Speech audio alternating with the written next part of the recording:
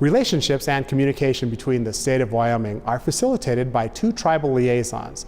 Both were confirmed by the Senate this past February, and we'll meet them both tonight, Sergio Maldonado and Leslie Shakespeare. Also, we'll discuss challenges, issues, and priorities of tribal relations with the state of Wyoming with members of the Select Committee on Tribal Relations. All of that is next on Wyoming Chronicle.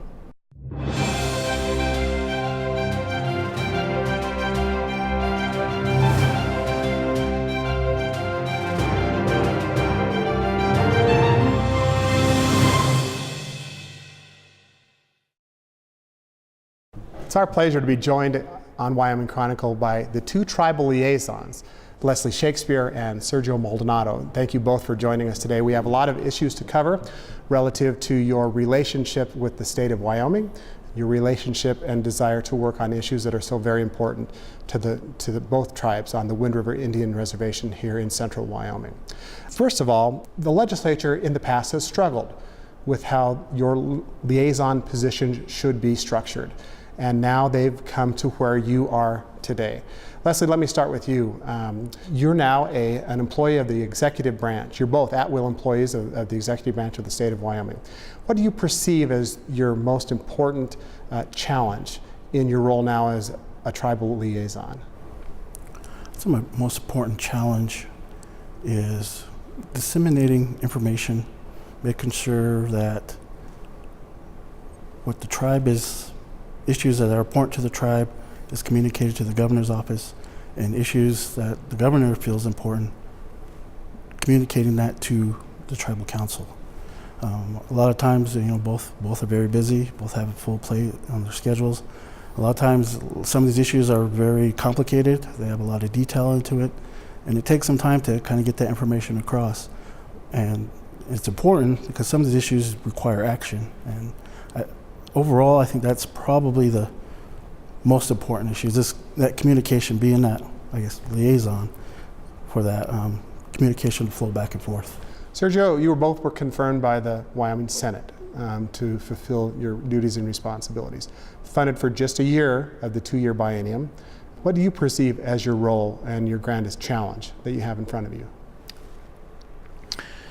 The role is pretty well laid out with respect to Senate Bill 51 to communicate, share, serve as a speaker on behalf of the governor and the tribes. But when you start to look at the importance of every issue is important for the tribe and the state. I find myself looking at the big picture, and this is the big picture.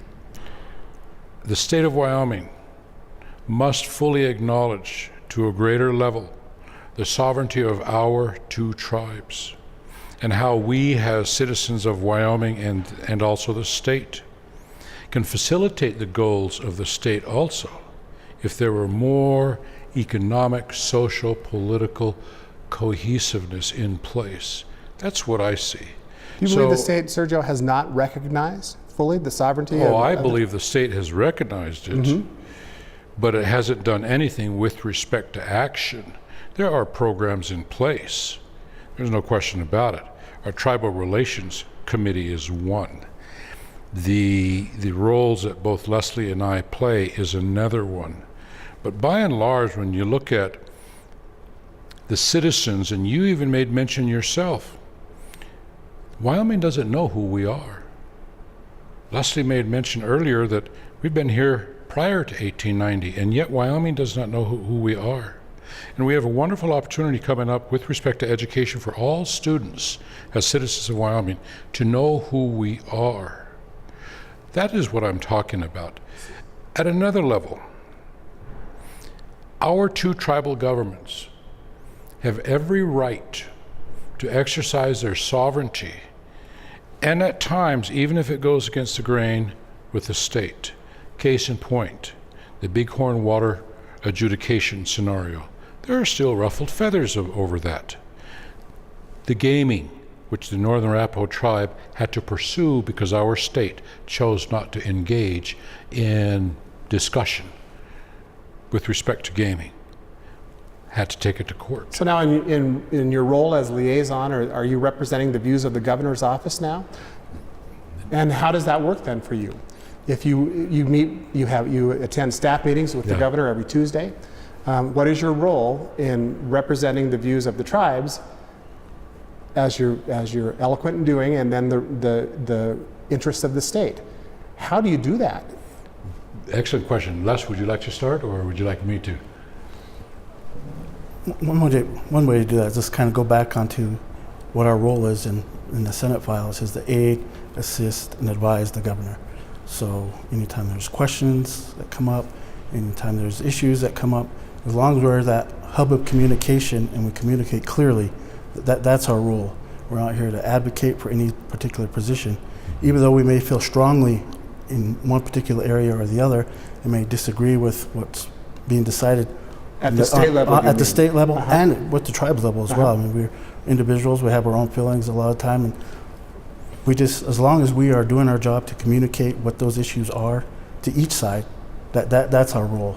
Do you agree with that, Sergio? I certainly agree with that. Aid, advise, assist. If the business council, who I was with all morning, much like Brother Les is also, I can add ideas. They can accept, reject, or mull over. I do not take offense if they choose to reject or whatever. And at the same time, I support the governor in what we need to do: aid, advise, assist, and communicate. So what do you deliver to the governor? What do you give him? What are the expectations of his office? What do you provide him? Well, we submit monthly reports of all of our activities here. I have an office in Ethity. I'm there 5 days a week, coupled with, much like Brother Les, evening activities that are all community related. What is interesting is that myself, we touch base with every aspect of tribal operations 7 days a week, even funerals. 7 days a week, we are involved in everything. Teleconference calls, meetings. We have a community meeting tomorrow evening at Blue Sky about the development of a homeless shelter. So we are there. But at the same time, I find myself sharing with people that I do not have the magic wand where I can say the governor supports this, because that's not my role. My role is to listen, to share, and maybe add some ideas about, well, maybe this is how we can look at some funding. This is how we can look at structuring. There must be a priority list, though, on what is most important today from the state's perspective in working with the tribes. Is there a list? Are there issues that are higher on the plate, so to speak, or on your docket that you're most concerned about? I think right now, just because we had just a budget session this year, there's a lot of cuts within the budget, and a lot of those filter down through the tribal programs in which they have state tribal contracts to deliver services on the reservation. So I think right now a lot of those contracts end June 30th and are up for renewal. So those are a big concern, because a lot of them deal with Department of Family Services, Juvenile Services, our tribal health programs, just all the way across the board. There's a contract probably in every department there is with the state. And they're of concern because of now we need to reduce delivery of funding services by 8% or so. Yes, as delivery of the governor services has announced. So let me ask this question. Senator Case told me, and I want to tell our viewers that we're going to have in just a moment comments from the Select Committee on Tribal Relations as we visited with them during the last legislative session while we were in Cheyenne.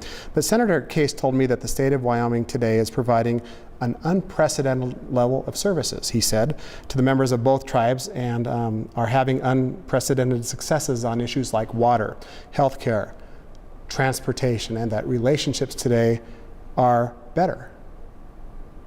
Do you agree with that? Are levels of services that the state of Wyoming providing today unprecedented? I think when you look at it from a time period of 10 years ago, even 15 years ago, there wasn't a lot of state tribal contracts to deliver services on a reservation. Like, we can look at the Wyoming Water Development Commission, and their efforts to develop studies on the reservation. Right now they're doing a study for water storage in the Big Wind and Little Wind right now. 10 years ago, 15 years ago, that wouldn't even be in the conversation. That would be a fight just to get funding from the state to do those studies. So things are better. So things are better. Do you agree, Sergio? I believe that things have improved to a greater degree as compared to 10, 15, 20 years ago. But I also know, and I'm of the philosophy that let's push the envelope. Let's make it even greater than better. What more could both parties do to address water storage? How could we collaborate with respect to national and international funding for water storage and usage on the reservation? But at the same time, I recognize that our tribes, and I'll speak to the Arapaho tribe, we too have that burden of responsibility to put our best energies forward and not don a complacent mindset that the state will help us. And at the same time with the state has to recognize that if we choose to work together, so much more can be accomplished. Let me talk about something we touched on briefly. And this was also noted in our discussions with the Select Committee on Tribal Relations. Is there still an understanding today amongst state government, among citizens of the state of Wyoming, on how tribal government functions? And why is that still today? Here we are in 2016, when these both entities have been around forever. And what concern of that is of yours, and what do you plan to do about it? Either one. Well, let me just start out by saying that our tribal governments, both the tribes on the Wind River Reservation, are non-IRA, Non-Indian Reorganization Act tribal governments, where we have a general council form of governments by the people. I can say this, having addressed tribal governments at Arizona State University from an academic perspective as well as at Central Wyoming College, that our tribes work in a manner that is addressing the needs, there's priorities, there is great concern about the drop in funding for our tribal organizations. From the national perspective or the state perspective, what are you talking about? When I talk about there's a great drop in funding, I'm talking about at a tribal level because we rely on gas and oil royalty money, so that's a significant part. Unlike governments across the country where there's a tax base, where it can be operationalized. So the tribes are very concerned about this. I also recognize that our leaders who are elected by the people, they are doing the best they can with the given variables to work within. And some of the variables, as Les has already mentioned, that those cooperative programs that we have with the state, which are wonderful. But at a state level now, where even Governor Meade, and a couple of days ago in Casper paper, they made mention about there's going to be more cuts. So there is this drop-down effect. But when tribes from the beginning never had the reserves that states do, we're always behind the eight ball, so to speak. Leslie, what do you think? Misunderstanding about the way tribal governments function in this state? Yes and no. I say yes and no because it has a lot to do with the education and knowledge of how tribal governments work. I mean, I've grown up here, I've gone to school down in Laramie at UW. I couldn't tell you how, growing up when I was at school here, how the government, local government, county government worked in Gillette or Douglas or Evanston. And you have individuals there who can't say how the tribal government works here because they have no immersion of education in those areas. There's no baseline to say, all right, this is how government works here, this is how they were formed, this is their history, and these are some of the issues they face now and in the future. Likewise, like growing up, I'm sure a lot of individuals on the reservation don't know how local governments work across the state. I think there's that disconnect. And you can kind of see that when you get into the state legislature of representatives and senators who are on different parts of the state. They may have never been to the reservation. They may not even met a tribal member. So obviously, why would they have any knowledge base on how that government works? Whereas conversely, there are individuals who have taken the time to learn, who have visited, who have friends, who have a knowledge base in that. So that's why I say there's yes and no, because there's that different varying levels of knowledge and education. Each of you, if you were to, let's go back to that priority list and put yourselves in your shoes 5 years from now, 8 years from now. What is the biggest opportunity the state of Wyoming has today to make a difference in the Wind River Indian Reservation tribes that you're going to be most proud of when you look at this a few years from now? I'll go ahead and start out by saying We need to educate every citizen of Wyoming about who we are, K-12, and there's a good start. That is significant. Okay. Now, everybody knows who we all are.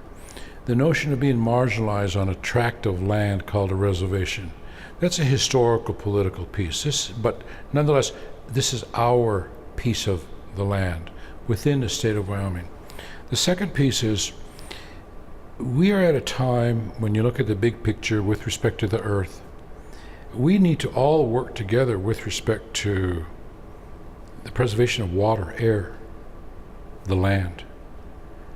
I think that's going to be critical, because without clean water, clean air, nobody survives. Leslie, what are you going to look back on, saying, you know what, we made a difference in? I think number one, of course, is education, because you have that baseline of education across the state, then you have that baseline of knowledge for all the future generations. That way we don't have to keep looking back and saying, how come we're not at this point? How come we didn't address this point? How come we don't have an understanding of government, tribal governments, like you mentioned earlier? That's number one. I think two, healthcare. There's a lot of issues with healthcare and the health disparities that happen on the reservation.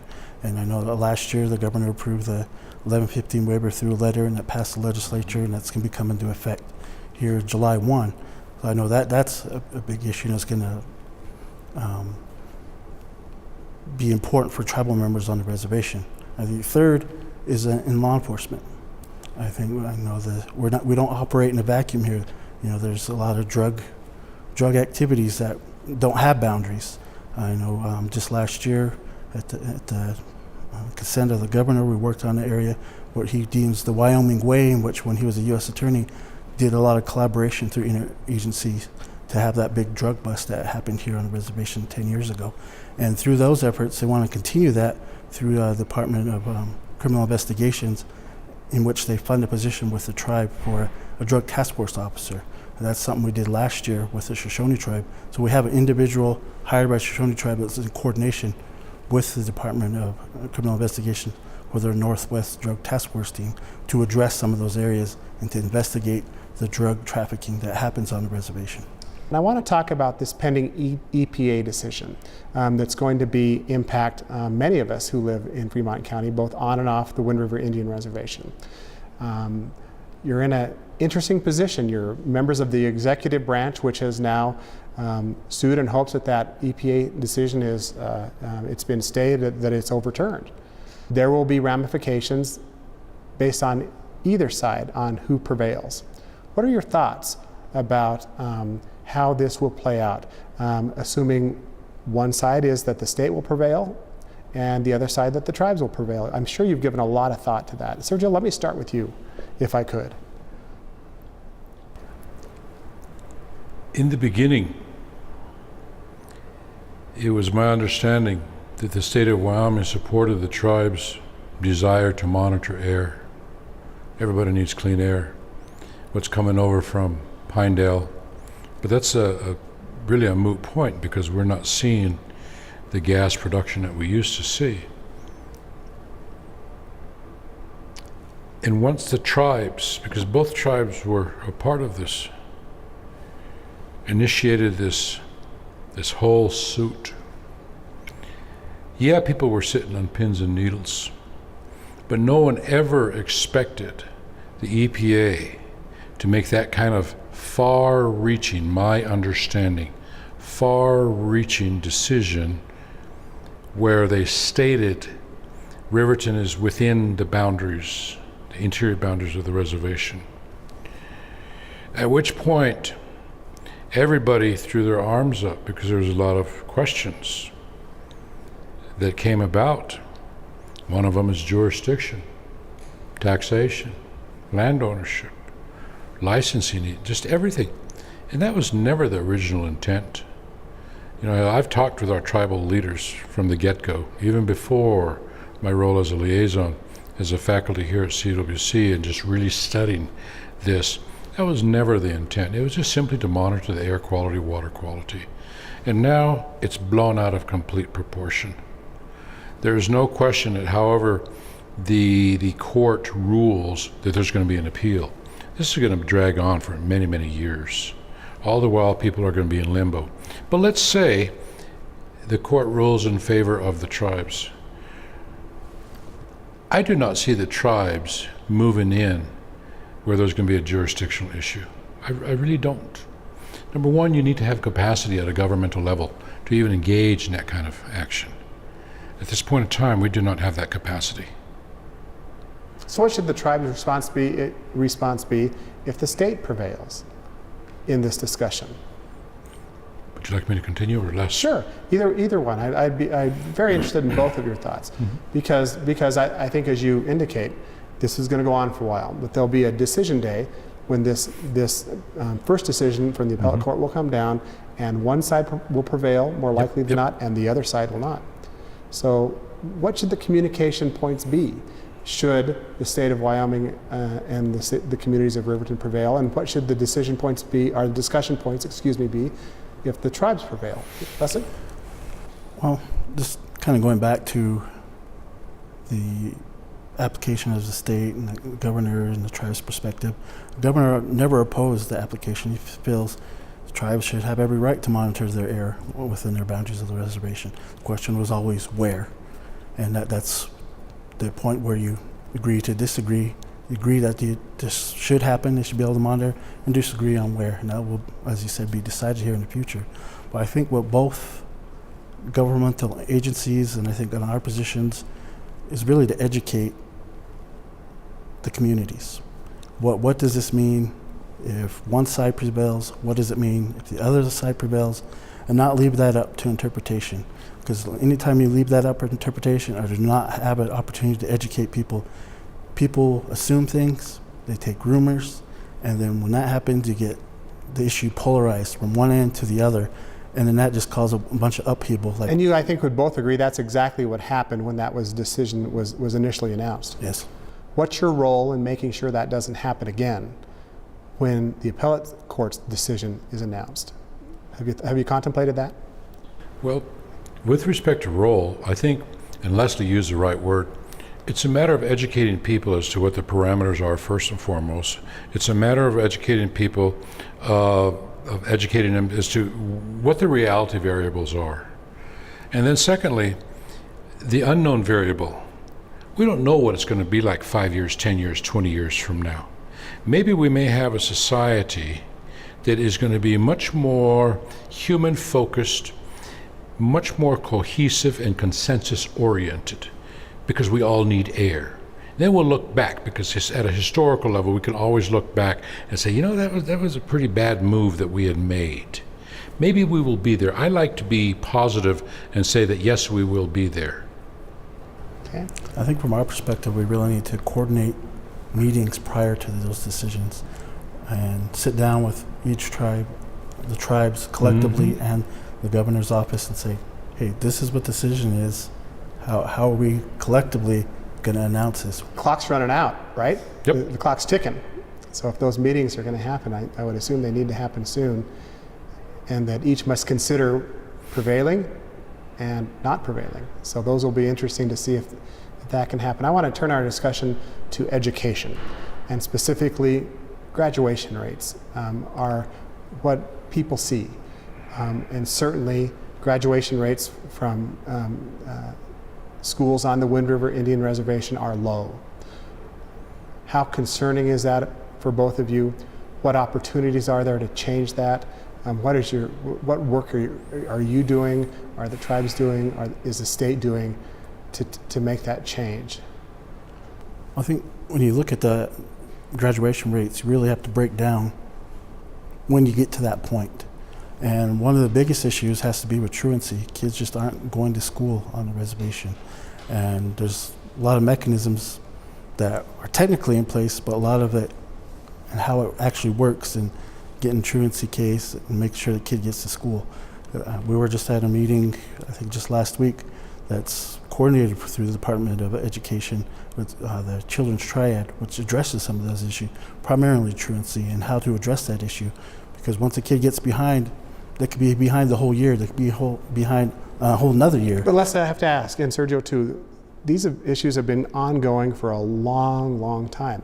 What's different now about these efforts? Or is there anything different about these efforts? Leslie, touched on a critical factor in this whole education dilemma that we have, truancy. But I also believe, from my perspective, that the notion of social fabric, not only at a tribal level, but at a state and national level, somehow began to unweave. Let's go back 50 years, where education, people love to wax eloquent about its importance at a noun, person, place, or thing level, but they fail to put it into a verb form, action. Across America, people do not value education the way they should.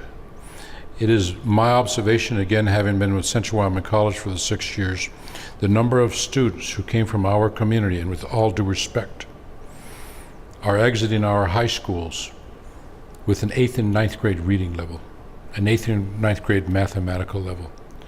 That is not good.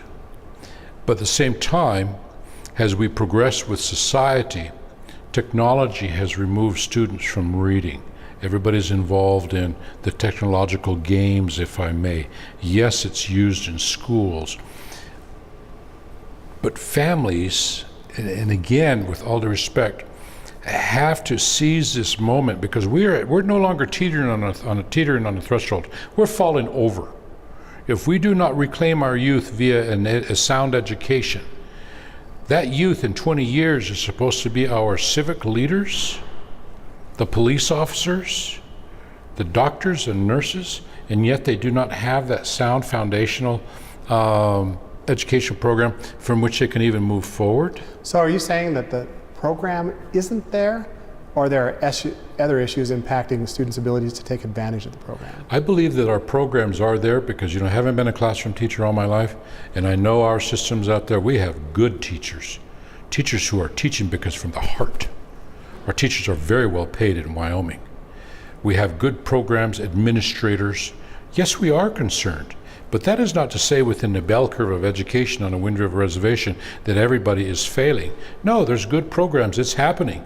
But at some point in time, our society has to make the decision that education doesn't stop at 8th grade or 12th grade, that it is a lifelong pursuit. At a government level, we're talking about multi-million-dollar businesses. The late Wendell Chino coined that phrase, multi-million-dollar businesses. And we cannot run them with nickel and dime educations. That's it. Can I touch on Absolutely, that? Leslie. I think what happened was this was a major issue like 10 years ago. That's how that children's triad kind of came about for the reservation. And all the schools, the principals, superintendents, school board members, all these support programs, they all came together. They're at the tech center at Wyoming, and that building was full. All these people that wanted to address this issue of truancy, graduation rates. And they were successful in meeting their goals. It was a priority because it was a priority. But then as time went on, because they got below a certain percentage, they're like, well, that's not our number one priority. They shifted their priority somewhere else. So I think moving forward so we're not back at it, is keep it a priority, keep it as a number one priority, and have everything else kind of fall behind that, because they pivoted from truancy and graduation rates to bullying. And then as that pivot came, a lot of the support programs said, well, that's not in our arena, that's not as important to us. So they kind of went away, and then it was left to, that group got smaller and smaller. So the challenge of focus. Focus and keep everybody involved. I want to take this conversation back to where we started. You've both been confirmed by the Senate. You both have been supported by the governor, and you've been supported by the legislature, at least for a year, in providing you funds for your liaison positions. Do you both feel that same support in your positions as liaisons from the tribes? Well, from my perspective with the Eastern Shoshone Tribe, and specifically the Eastern Shoshone Business Council, I feel that support. Just on a daily basis, they provided office for me free of charge, phones free of charge, use their internet accessibility, because they want that access to me, and to have all their tribal programs be able to access to me, whether any type of issues come up. So from a support perspective, I feel I'm fully supported. You feel that support too? Most definitely. The Northern Rapids Business Council has been extremely supportive. of my role working with the governor at a cabinet level. And as Brother Les mentioned, I have an office in Ethiopia, and I sit in daily business council meetings, programs, people, everything. And yes, very supportive. We look forward to both following your progress, and I hope that we can visit with you again when we're back down in Cheyenne, almost a year from now, 10 months or so from now, to see what you're excited about, what you're worried about, and how in your role as liaisons for the state of Wyoming to both the Northern Arapaho and the Eastern Shoshone tribe. Leslie Shakespeare and Sergio Maldonado, thank you so much for joining us on Wyoming Chronicle. Yeah.